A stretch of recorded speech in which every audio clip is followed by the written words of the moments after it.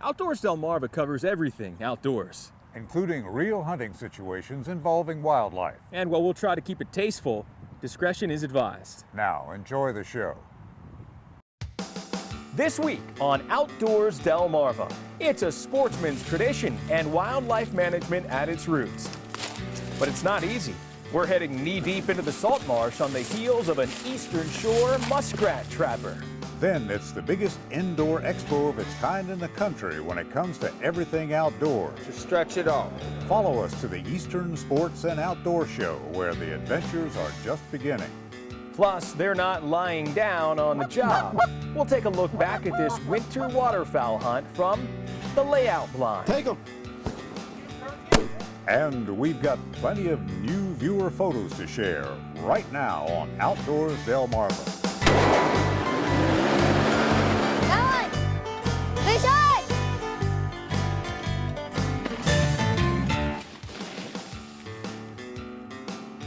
Thanks for watching Outdoors Delmarva. I'm Captain Willie Dykes. You know, with a couple of warmer days already this week, we might just have to believe that old groundhog when he says we're in for an early spring this year. If nothing else, it's wishful thinking, and there's nothing wrong with that. To start this week's show, we're heading out into the field where my partner Mike Parker is standing by. Mike, from the looks of it, you're dressed like you plan on getting a little wet. Hey there, Willie. I'm here along the banks of the Choptank River, just outside of the town of Preston, Maryland, here in Talbot County. So I'm actually on the Talbot County side of the river here. And you know, one of the big things that's going on right now, well, we're kind of in the middle of trapping season in these parts, runs through about the middle of March.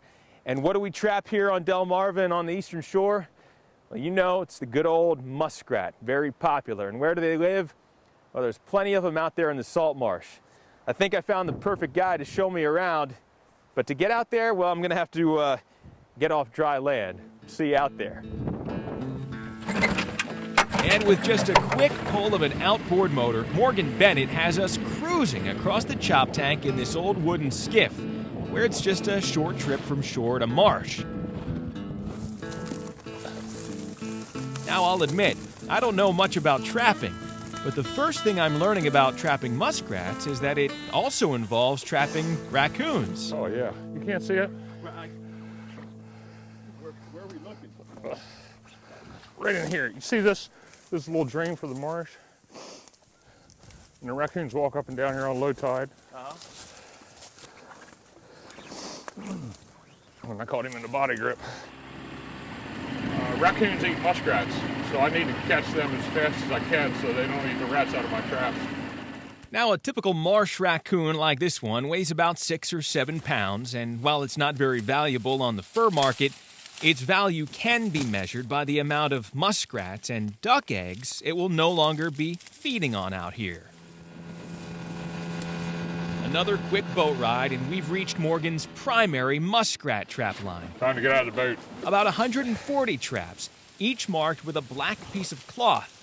And for Morgan, a pretty good start when the very first trap is tripped and holding a rat. You set it in the path where the muskrat's going to be swimming, and when he hits the trigger, the trap snaps shut and kills him. The fur has value. It's made into coats and trim, and also the meat has value. It's a big thing on the Eastern Shore. No part of this animal goes to waste. The thing with muskrats is muskrats are a prey species in biological terms. They reproduce far in excess of the capacity of the ecosystem to carry them. One by one, we work our way down the line. What's the count? 15. Checking, pulling, and resetting traps with a pretty impressive success rate. You see that? A few dozen traps in, and it's time to unload and take a rest. Yeah, muskrats built this. This is what we call a house. They build it for shelter. They have their young in it. They raise their young.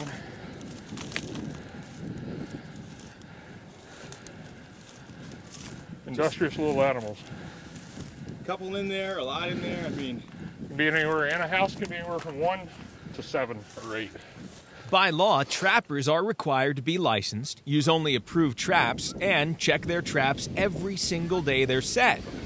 Which out here means a grueling routine of walking several hours through the unforgiving marsh. That's tough enough. Try doing that while also filming and protecting camera equipment. Well, for those of you who watch the show on a weekly basis, you know that a lot of times it's pretty much a one-man deal here. It's me and the camera, Chuck out in the field with the camera, just one person at a time, and it is a little challenging out here in the salt marsh. This is not easy to walk through.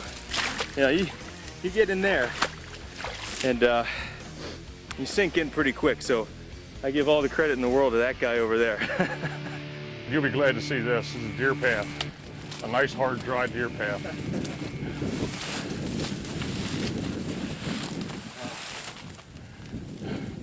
Easy walking. No muskrats, but easy walking. But like the trapping season itself, even this can't last. And before long, we're crawling through some of the toughest terrain yet. But it's worth it, as Morgan pulls out rat after rat. There's a black rat. Earning about $6 or $7 a piece by current fur trading prices. Not to mention the key ingredient in a personal family recipe. I bake it. You cook it much like you would cook a duck in the oven. If you're used to cooking ducks, you would cook it very similarly. A little poultry season, a little bacon, a little onion, and bacon. Muskrats aren't tough, so you don't have to take excessive measures with them. You just want to make sure they're done. But for this lifelong trapper, it's all as much food for the soul as for the table. Pure enjoyment of the sport. Don't come out here if you don't want to get wet. Yeah, that's pretty much right. Wildlife management and the chance to educate others. I've done it. I've always done it. And no matter what else I was doing at the time, whenever trapping season rolled around, I at least managed to get a few traps set. I love it. I never set a trap in my life that I didn't want to run through the next day. It's been no average experience from my point of view. And a new appreciation you can only grasp if you're there. Get outdoors, Delmarva. Well, I definitely had a blast and learned more about trapping in one day than I thought I ever would. You know, I'm also learning that a bunch of muskrats like this is pretty heavy. Man, these babies will weigh you down. If you want to learn more about trapping, you can go to the Maryland Fur Trappers Association website. It is marylandtrappers.com. As always, you'll find a link on outdoorsdelmarva.com as well. My special thanks to Morgan Bennett, and we'll be right back. Still to come on Outdoors Delmarva, we've got your fix for the outdoors without having to brave the elements. Stretch it off. Join us for a trip to the Eastern Sports and Outdoor Show. And next, don't miss the monster truck mayhem as these mean machines crush the competition. But first, did you know? Like beavers and otters, muskrats are great swimmers, but what physical characteristic does the muskrat not share with most other semi-aquatic mammals? The answer when we come back. Outdoors Delmarva is sponsored by Shooter's Choice and Shorts Marine. Outdoors Delmarva will be right back, faster than you can skin a muskrat.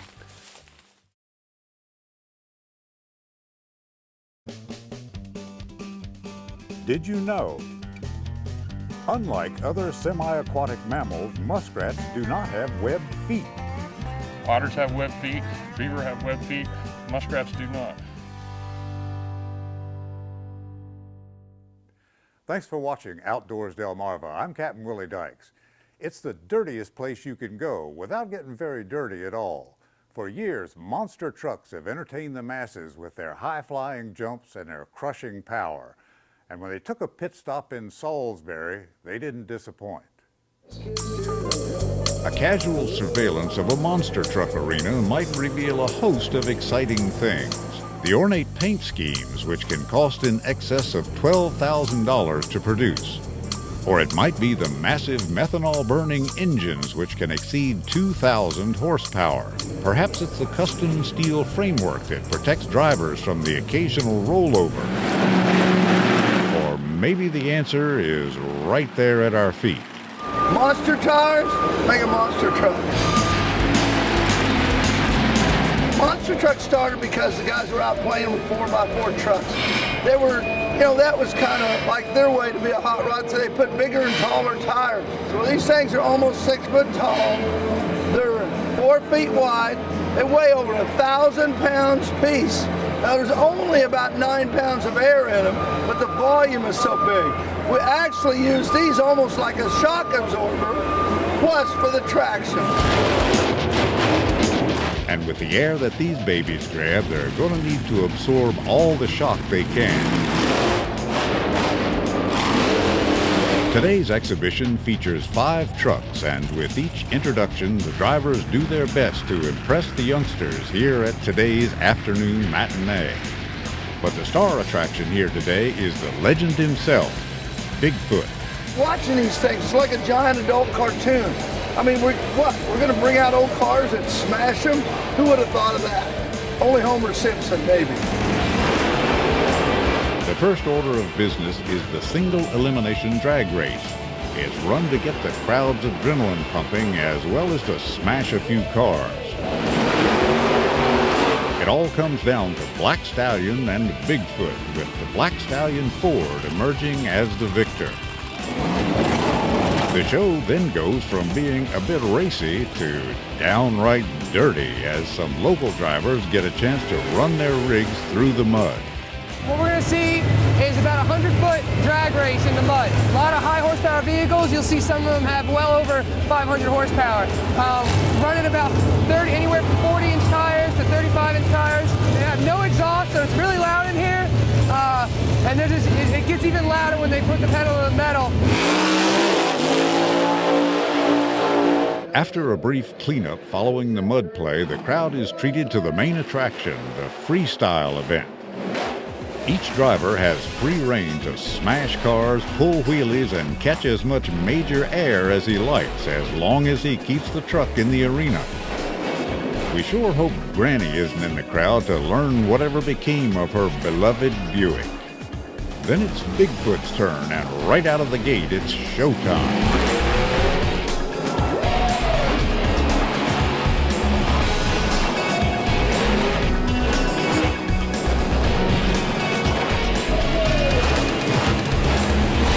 One thing's for sure, the crowd that was here today had a monstrously good time. It's a family-oriented fun, watching these big tires laying on cars, watch them rip up the dirt. That's what it's all about.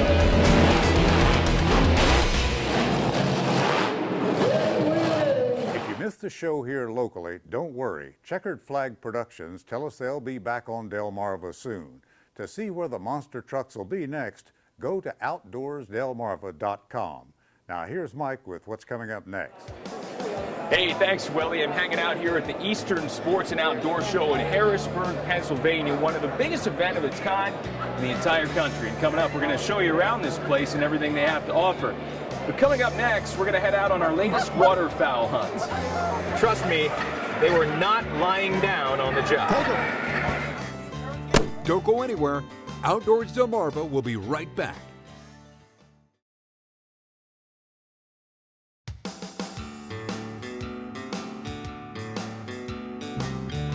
Hi, everybody, and thanks for watching Outdoors Delmarva. I'm Mike Parker, and we're coming to you from the Eastern Sports and Outdoor Show. A little bit of a road trip for us here this week in Harrisburg, Pennsylvania. Taking a look around, this is one of the biggest events of its kind in the entire country.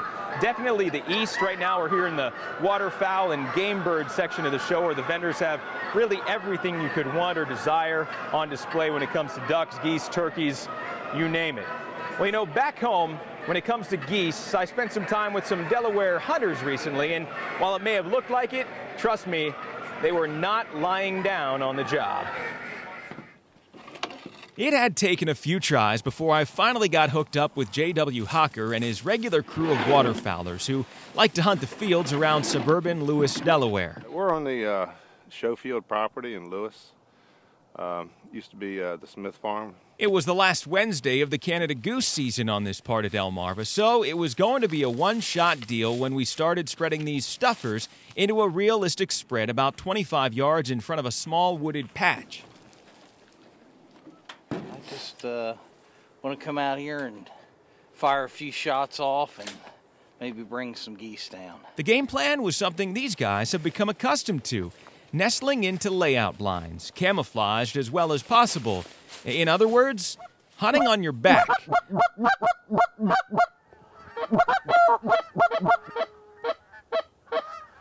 But when the geese come flocking in, not taking anything lying down.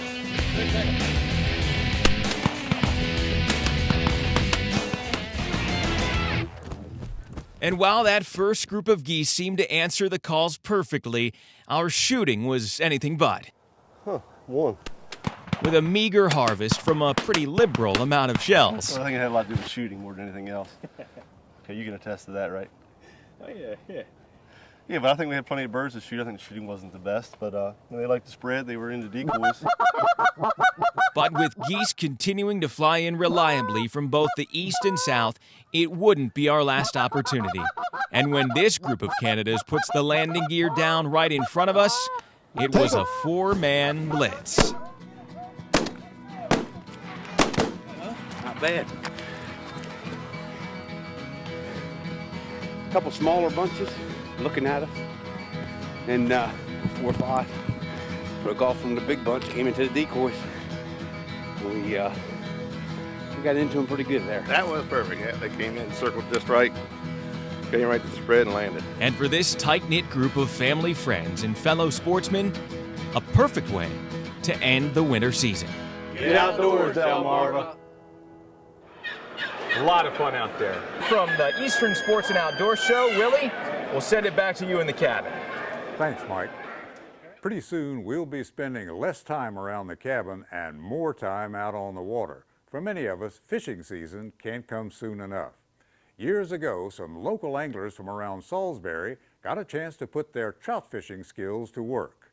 And that's this week's Scorchy's Corner Classic. It was this past Tuesday when 750 rainbow trout were released into the Salisbury Inner City Freshwater Complex, stretching from Shoemaker Pond to the city park. How's things going? Not too good. I haven't had a bite all morning. But we moseyed over to the other side of the dam. Things were better. Looking around the bend of the stream, Dennis Twilley was fishing hard with a Mepps number 8 spinner, and also doing quite well. Caught 3. Some catching with bait, some catching with artificials, some not catching at all. But isn't that the way all fishing is? Scorchy Toes, wandering our Delmarvelous land for WBOC News. Still ahead on Outdoors Delmarva, we'll check in with Mike again at the Eastern Sports and Outdoor Show. Scorchy's Corner Classics are sponsored by TARS Marine Insurance.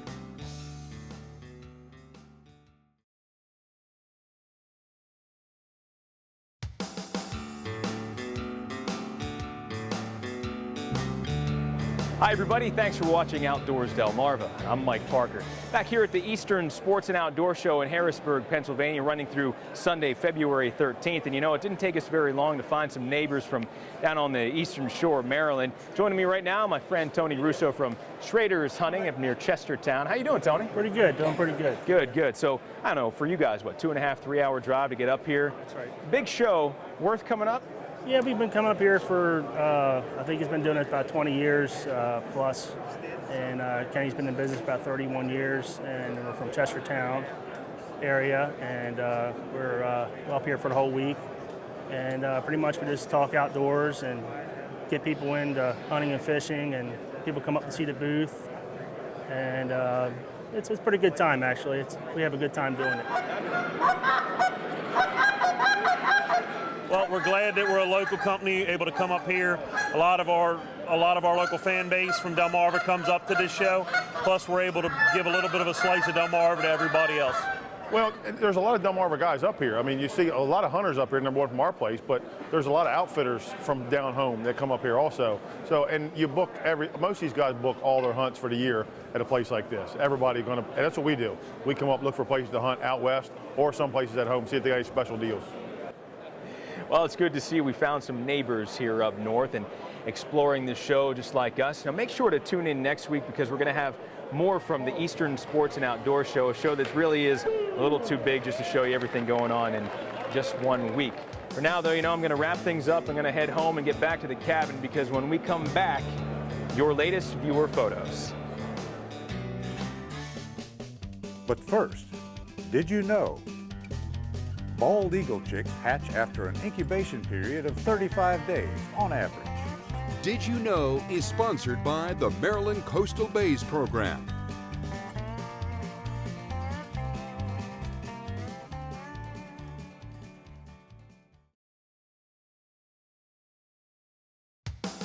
Outdoors Delmarva is sponsored by Shooter's Choice and Shorts Marine.